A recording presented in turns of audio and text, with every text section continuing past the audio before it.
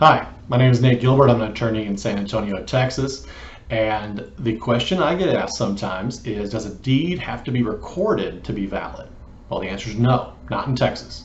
It must be delivered and meet all the other valid requirements of a deed, which is in another video.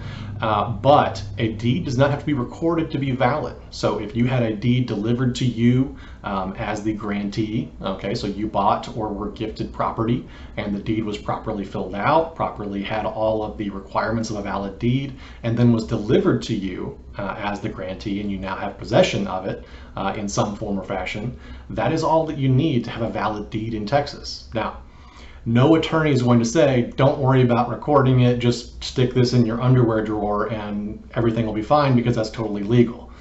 It might be legal and it will hold up in court, but it is not something we want to take a chance on. We're always going to recommend recording it.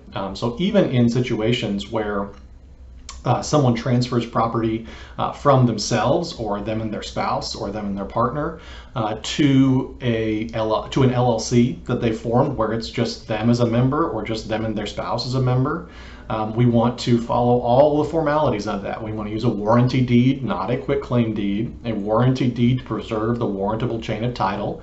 That'll help you out later on when you try to sell the property and title says we have to go back and redo every quitclaim deed in the chain of title.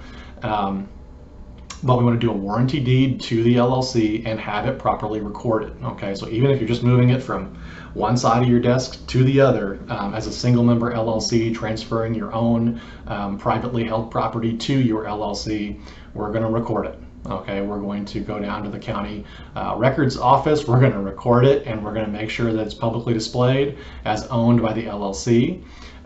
Again, you don't have to do that if you're looking at a deed that you didn't record and saying, oh my gosh, we forgot to record it. As long as delivery was achieved, that deed is valid. So just make sure that you had the delivery part taken care of and then record it at your next available date.